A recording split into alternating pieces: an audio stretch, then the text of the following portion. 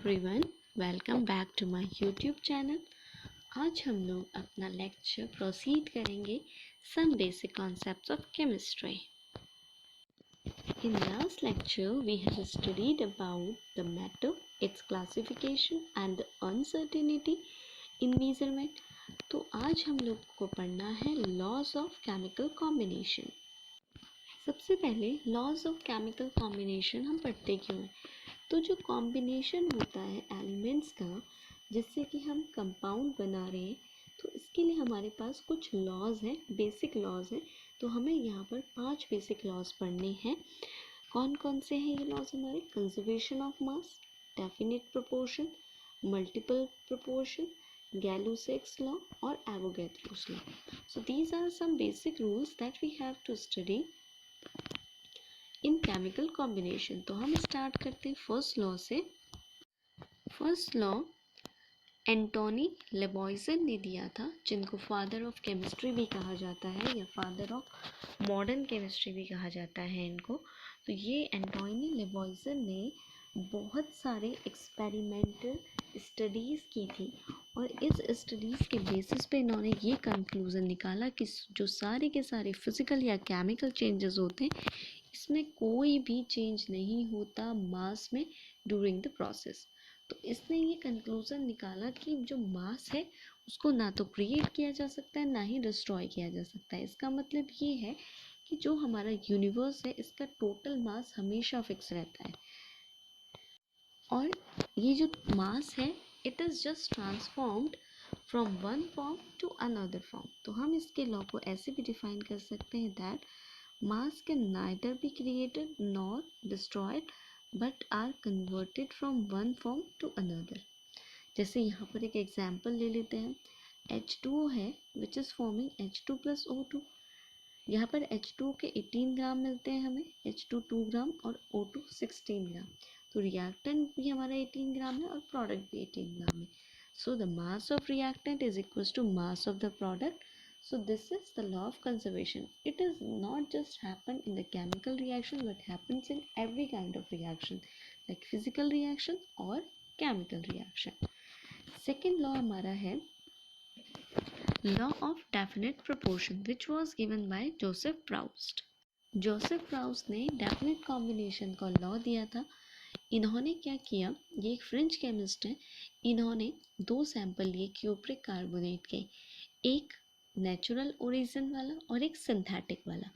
और इसमें cupric carbonate में इन्होंने कॉपर, कार्बन, ऑक्सीजन तीनों की परसेंटेज देखी फॉर बोथ सैंपल्स, नेचुरल और सिंथेटिक, दोनों टाइप के सैंपल्स के लिए देखी। तो जब दोनों सैंपल्स की परसेंटेज इन्होंने देखी तो इन्होंने ये ऑब्जर्व किया कि दोनों ही में तीनों एलिमेंट्स की जो कंपोजिशन थी वो सेम थी। तो इन्होंने अपना ऑब्जर्वेशन ये दिया कि a given compound always contain exactly the same proportion of elements by weight। जैसे कि H2O मॉलिक्यूल में हाइड्रोजन और ऑक्सीजन हमेशा प्रेजेंट होंगे 1:8 में बाय देयर मासेस या बाय देयर वेट।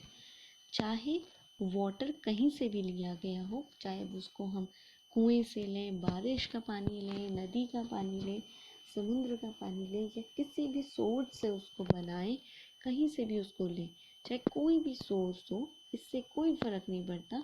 इसमें हमेशा जो भी एलिमेंट्स होंगे उनकी कंपोजिशन हमेशा फिक्स होगी। इसीलिए इसको लॉ ऑफ डेफिनेट प्रोपोर्शन भी कहा जाता है या फिर लॉ ऑफ डेफिनेट कंपोजिशन भी कहते हैं। थर्ड लॉ आता है हमारा law of multiple proportion which was given by Dalton. इस लॉ को डाल्टन ने दिया था 1803 में। इस लॉ में क्या करा, इन्होंने अलग अलग एलिमेंट्स लिए और उन एलिमेंट्स का इन्होंने रेशियो निकाल के देखा और रेशियो निकालने पर उन्होंने एक एलिमेंट को फिक्स रखा, दूसरे के प्रोपोर्शन को चेंज किया।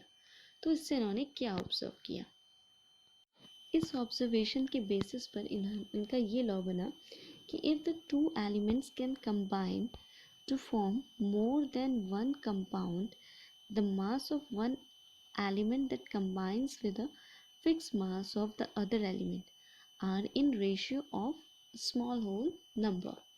जैसे कि अगर हमने H2O और H2O2 ले लिया, यहाँ पे दो एलिमेंट्स हैं इन दोनों में, हाइड्रोजन और ऑक्सीजन। हमने क्या करा, हाइड्रोजन के प्रोपोर्शन को फिक्स रखा है, हाइड्रोजन के प्रोपोर्शन को फिक्स रखा है। ऑक्सीजन पहले 16 है, फिर 32 है।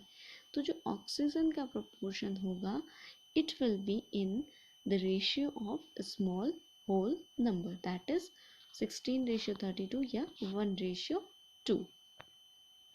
ये हमारा है third law, law of multiple proportion. इसके बाद इसमें जो नेक्स्ट लॉ आता है, law fourth law, that was given by Gay-Lussac's. तो गैल-लुसाइक्स ने जो अपना लॉ दिया था फॉर द वॉल्यूम,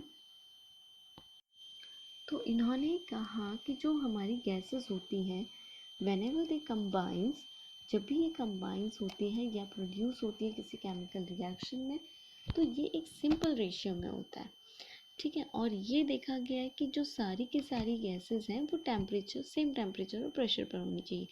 इसीलिए इसको हम कहते हैं law of definite proportion by volume.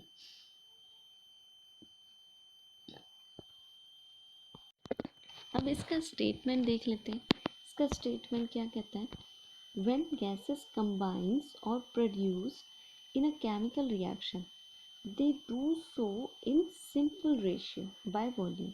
जैसे कि मैंने आपको बताया कि या तो ये कंबाइन हो रही है या प्रोड्यूस हो रही है, तो ये एक सिंपल रेशियो में होता है। ये होना चाहिए कि सारी की सारी गैसेस सेम टेम्परेचर और प्रेशर पर हो। जैसे कि अगर हमने हाइड्रोजन और ऑक्सीजन को ले लिया, when they are getting combined and forming water, सो हमने कहा हाइड्रोजन का वॉल्यूम है 100 ml, ऑक्सीजन है 50 ml, वाटर हमारा बनेगा 100 ml, क्योंकि हमें पता है 2H2 + O2 gives 2H2O।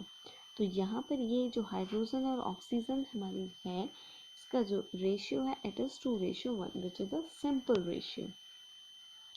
तो ये हमारा जो लॉ है, जैसे कि हमने पहले पढ़ा था law of definite proportion, that is in perspective of mass, but this is in perspective of volume। Next law इसमें आता है एवोगैड्रोस लॉ।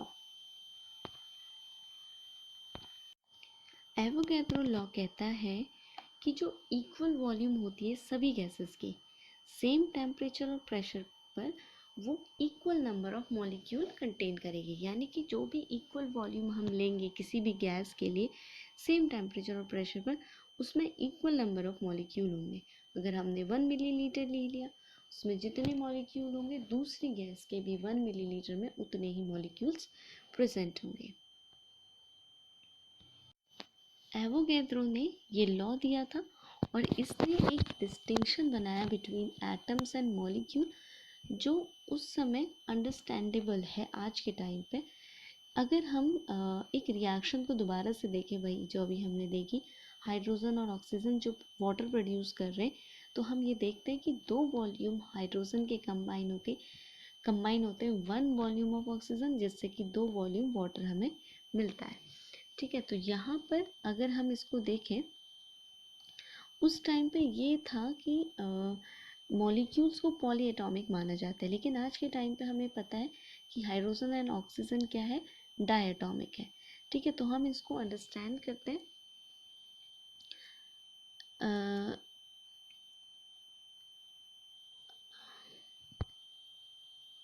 डायग्राम से।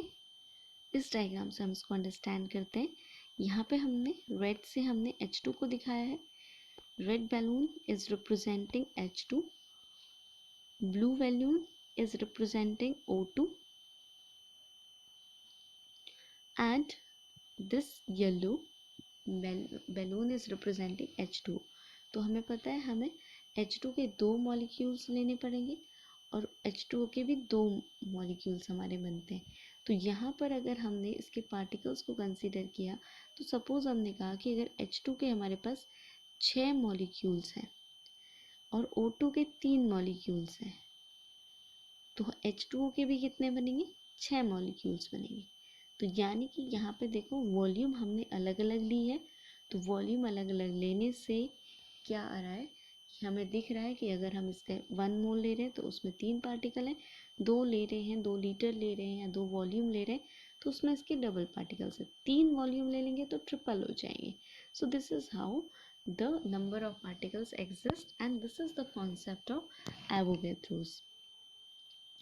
और इसके साथ साथ ये भी है कि जो एवोगैड्रो है इसका जो प्रपोजल था उस टाइम पर, ये पब्लिश हुआ था एक फ्रेंच जर्नल में, जर्नल द फिजिक्स में, लेकिन उस समय इसको एक्सेप्ट नहीं किया। लेकिन आफ्टर 50 इयर्स इसमें ये फर्स्ट नेशनल इंटरनेशनल कॉन्फ्रेंस में ये रिजॉल्व किया गया कि हाँ ये आइडिया ठीक है। इसके बाद हम देखते हैं, इसके बाद डाल्टन्स की एटॉमिक थ्योरी आती है। तो डाल्टन ने अपनी एटॉमिक थ्योरी में क्या कहा?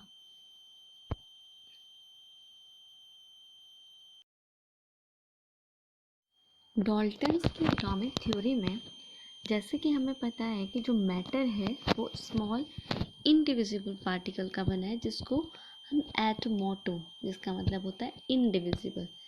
ये कब कहा गया था? डेमोक्रिटस के टाइम पे कहा गया था, जो कि एक ग्रीक फिलोसोफर थे। इसके बाद फिर से 1808 में डाल्टन ने new system of chemical philosophy publish की, जिसमें कुछ इसने पॉइंट्स बोले थे। क्या पॉइंट्स थे वो?